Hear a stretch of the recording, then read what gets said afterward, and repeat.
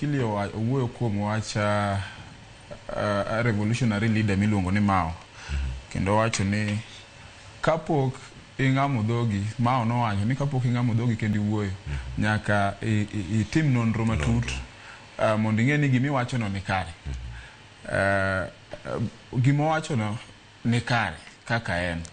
To Mao no bende wacho ni ng'at moro amora ma ratiche inyono piny kata ratiche imaye nigi ratiro mar chung' malo mar mondo okwa kata demand ni mondo ratiche ong'ine.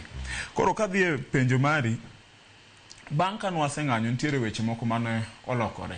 Gima nyaka wang'e mokwongo ni kweth mar ODM ma chama ma oganda wa kaka joluo nitiere mang'eny notemo ng'anyo ka pingo sirikand Ruto. Magi ng'anyo mano tamore. Bang' ka nosetamogi, to koro jakenya mora mora nomako dhod chunye.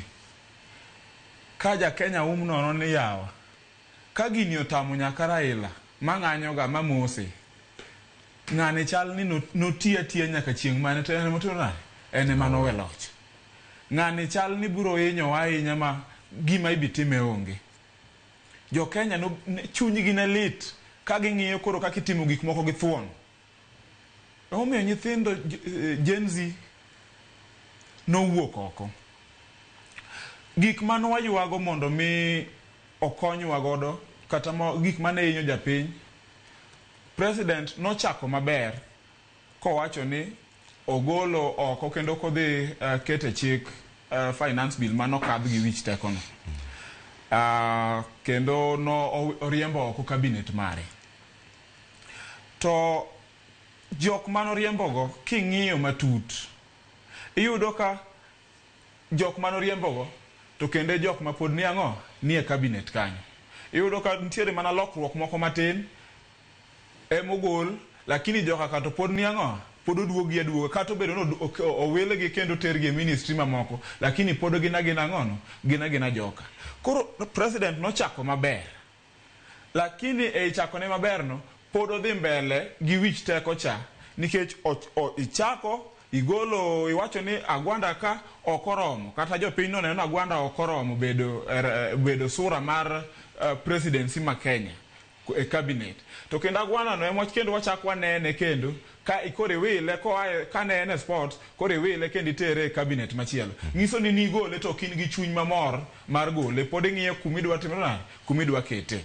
Koro nitiere gik mane president ochako maber. Wawuoyo kuom weche mwawacho ni inclusivity. Kwa wuoyo inclusivity kaka oganda mar joluo, wang'e maler ni ne waonge e sirikand Ruto. To mano ok ratiro, nikech jakenya mora mora nigi ratiro mar yudo dongruok kata yudo ohala e sirikal mora mora kata obedo ni noko oyiero sirikand no. Koro Ruto ka noseloso telo nowinjore bed ni otiyo ne jakenya mora mora gi ratiro kaka jakenya. To joluo nowe oko oganda wa. Sani koro wan ang'ono iwacho ni wan e iye. Sani koro iwacho ni koro wan jok maloso gik moko kacha, wakonyo Ruto timang'o gero Kenya. Ng'ama wacho oganda wa koro wacho ni wan e iye kacha. Mane miwache ground. Mane miwache ground.